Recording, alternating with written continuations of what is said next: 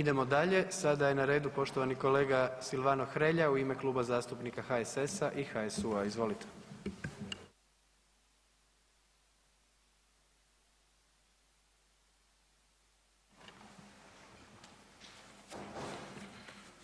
Poštovani gospodine predsjedniče, cijenjene kolegice i kolege,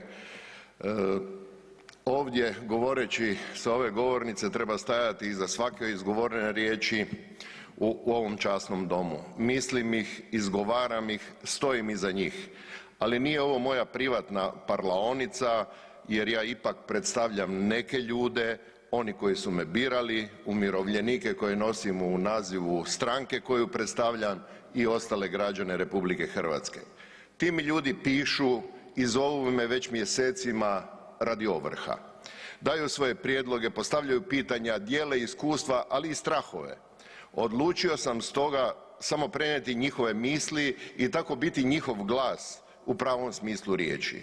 Sve upite i pozive lako je podijeliti u dvije skupine. Prva skupina, treba obrisati dugove. To naravno u dužničko-vjerovničkim odnosima ne dolazi u obzir iz niza razloga, ali danas sam ovdje da prenesem stav ljudi koji smatraju da neke dugove treba zaboraviti. Možda bi trebalo bolje iskomunicirati s njima zašto je to nemoguće.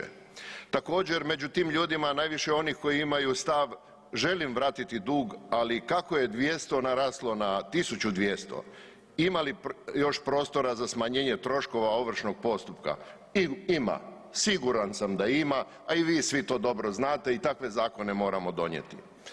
Drugi stav koji dominira je dajte nam obročnu otplatu. Opcija koja se čak i spominjala kao realno rješenje koje bi zadovoljilo obje strane u vjerovničko-dužničkom odnosu, ali ispostavilo se da vjerovnička strana ipak ne može pristati na još jedno odgađanje neodgodivog.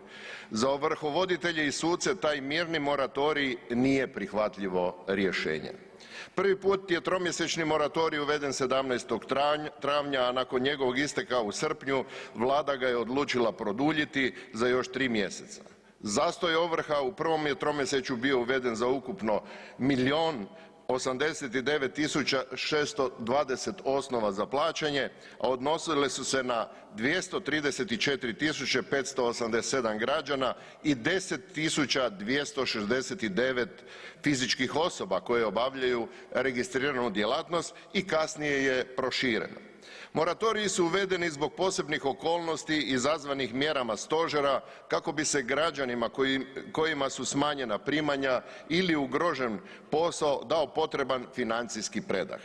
Moratorij je obuhvatio i umirovljenike koji su nakon dugo vremena prodisali, nekoliko mjeseci živjeli su život dostojan čovjeka i znajte, jako im je teško vratiti se u onaj jad od prije. Moram reći da kad se planira neka socijalna mjera ili spasonosan olakšavajući potez, odjednom se skupine koje inače ne možete vidjeti zajedno sa stolom nađu u istom čamcu. Dobrostojeći i jedva stojeći, siti i gladni, bogati i siromašni, kao da siromašnima nije dovoljno teško u životu. Još im se prikrpaju i natovare ljudima kojima egzistencija nije ugrožena, ali im je mogućnost da dobiju neku olakšicu neodoljiva. Dakle, onaj vrh dužničke piramide koji prosječno duguje preko 4 milijuna kuna isključujem iz onoga što ću sada reći o ovrhama.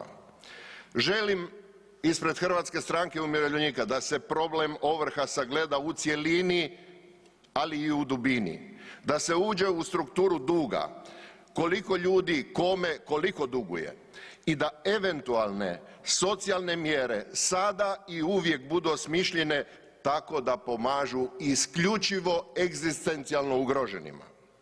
6 mjeseci iza nas je dug period. Ljudi umiru, umjesto njih ostaje jedna mirovina. Građani ostaju bez posla. Plaćaju tuđe račune. Egzistencijalno su ugroženi ljudi, ali ugrožene su cijele obitelji i to su oni koje treba zaštititi. Ne ovršnim zakonima, nego ustavnim načelima socijalne države i države socijalne pravde u temeljima kojih je život dostojan čovjeka. Zahvaljujem svim ljudima dobre volje koji mi se obraćaju sa svojim problemima da mogu razumjeti kako žive i da ih mogu dostojno zastupati sa ove govornice. Hvala vam lijepa.